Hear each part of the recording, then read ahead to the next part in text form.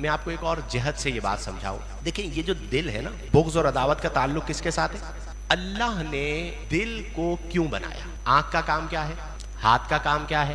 پاؤں کا کام کیا ہے؟ عقل کا کام کیا ہے؟ دل کا کام کیا ہے؟ یعنی جس طرح ہر عضو کو اللہ نے ایک کام کے لیے بنایا، تو دل کو اللہ نے کس کام کے لیے بنایا؟ تو یہ یاد رکھیں کہ اہل دل یہ کہتے ہیں کہ اللہ نے دل کو بنایا ہی محبت کرنے کے لیے. کس کے لیے بنایا؟ دل کا کام ہی محبت کرنا ہے. دل باہر محبت ہے، محبت یہ کرے گا. لاکھ اس کو بچا تو یہ کسی پہ تو مرے گا. اب جس دل کو اللہ نے بنایا ہی محبت کرنے کے لیے ہے، اب محبت اور عداوت یہ ضد ہے. ایک طرف محبت ہے، دوسری طرف کیا ہے؟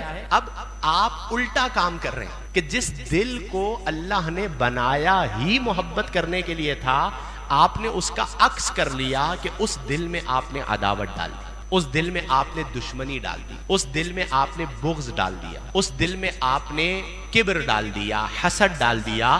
تو لازمی سی بات یہ ہے کہ جب دل خراب ہوگا تو پورا جسم خراب، مقصد ہی فوت ہو جائے گا. تو اپنے دل کے اندر وسعت پیدا کیا کریں، اپنے دل کو بغض، حسد، عداوت اس طرح کی بیماریوں سے نکالیں. اور پھر اگر آپ کا دل ٹھیک ہو جاتا ہے تو اس کا اثر آپ کے بچوں پہ آتا ہے. یہ جو ہمارے معاشرے کے ہر طبقے کے اندر عداوت عام ہوئی، اس کا سبب کیا ہے؟ آپ کیا سمجھتے ہیں یہ ایک دن میں ہو گیا؟ یہ پچھلے 100 سال سے، اگر میں اپنے معاشرے کی بات کروں تو ہمارے معاشرے کے اندر پچھلے 100 سال سے ہوتا چلا آ رہا ہے. اب حال یہ ہو گیا ہے کہ اب آٹو پہ نسل در نسل منتقل ہو رہے ہیں. کیونکہ جب آپ اپنے بچوں کے سامنے اپنی وائف سے پوچھیں گے کوئی نئی تازی سناؤ، اور بچے وہ نئی تازی سنتے سنتے سنتے سنتے 20 سال کے ہوئے، تو ان بچوں کی بھی یہ نیچر بنے گی نہیں بنے گی؟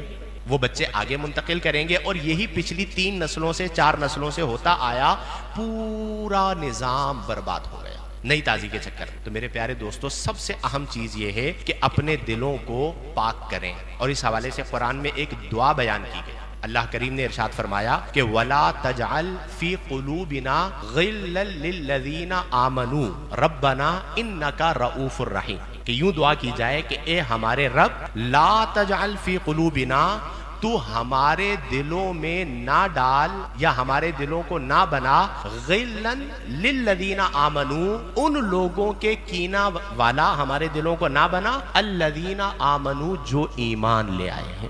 یعنی ہمارے دلوں سے ایمان والوں کا کینہ نکال دے. یہ دعا اللہ نے قرآن میں تعلیم فرمائی ہے. جب اللہ نے قرآن میں یہ دعا تعلیم فرمائی ہے تو ہمیں یہ دعا کرتے رہنا چاہیے کہ مولا تو ہمارے دلوں سے ایمان والوں کا کینہ نکال. تو بار بار جب دعا کریں گے اور اس کے نقصانات کو دیکھیں گے تو آپ اس سے بچ سکتے ہیں. اچھا، ایک اور چیز ہوتی ہے ہمارے معاشرے میں جس میں تو اس نتیجے پر پہنچا ہوں کہ وہ اکثر غلط فہمی ہوتی ہے. کیا ہوتی ہے؟ اکثر غلط فہمی ہوتی ہے کہ ہم کسی کے بارے میں یہ رائے قائم کر لیتے ہیں کہ یہ مجھ سے بغض رکھتا ہے. ہم کسی کے بارے میں یہ رائے قائم کر لیتے ہیں کہ یہ جو بندہ ہے یہ مجھ سے بغض رکھتا ہے، یہ مجھ سے عداوت رکھتا ہے. یہ ہم رائے قائم کر لیتے ہیں. اب آپ جانتے ہیں کہ المؤمن مرآۃ المؤمن، اصل بات تو یہ ہوتی ہے کہ مومن مومن کا آئینہ ہوتا ہے. تو جو ہمارے دل میں ہوتا ہے وہ ہمیں نظر آ رہا ہوتا ہے تو ہم کہتے ہیں یہ مجھ سے بغض رکھتا ہے. تو سب سے پہلے تو اپنے آپ کو ٹھیک کرنے کی ضرورت ہے. دوسری بات یہ ہے کہ ایک لمحے میں مان لیا جائے، یہ بات ایکسیپٹ کر لیں، تسلیم کر لیں کہ جی فلاں بندہ بغض رکھتا ہے.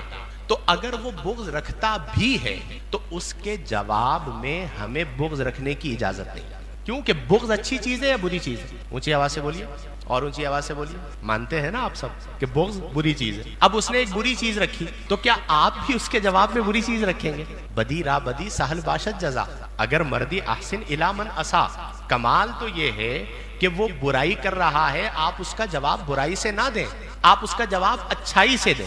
اگر وہ بغض رکھتا ہے تو اس بغض کو آپ بغض سے ختم نہیں کر سکتے، اس بغض کو آپ پیار سے ختم کر سکتے، اس بغض کو آپ محبت سے ختم کر سکتے ہیں، اس بغض کو آپ احسان سے ختم کر سکتے ہیں، دعا سے ختم کر سکتے ہیں. تذکرۃ الحفاظ میں ایک بات پڑھ رہا تھا. امام مسعر ایک بہت بڑے امام گزرے ہیں رحمت اللہ علیہ. اب آپ سوچئے کہ ہمارے بزرگوں کی کیسی تربیت تھی. وہ لکھتے ہیں، فرماتے ہیں کہ جو شخص مجھ سے بغض و عداوت رکھے، امام مسعر کہتے ہیں کہ جو شخص مجھ سے بغض و عداوت رکھے، میں دعا کرتا ہوں کہ اللہ تعالیٰ اسے محدث بنا دے. محدث ہونا کتنی بڑی بات ہے. اب وہ دعا کیا دے رہے ہیں کہ جو مجھ سے بغض و عداوت رکھے میں دعا کرتا ہوں کہ اللہ تعالیٰ اسے کیا بنا دے؟ محدث بنا دے۔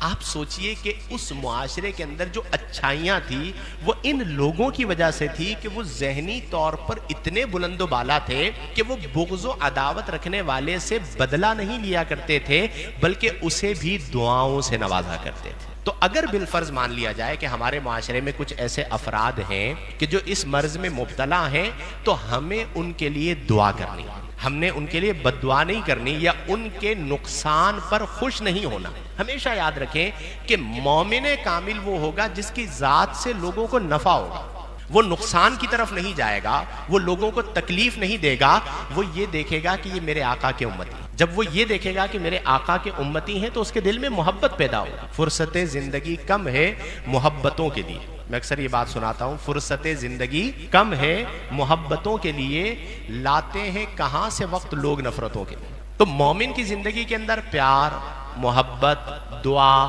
چاہت، الفت، نیکی، صلاح، یہ تمام چیزیں ہونی چاہیے، اور اگر یہ نہیں ہوں گی تو پھر یہ سمجھ لیجئے کہ وہ مومن کامل نہیں۔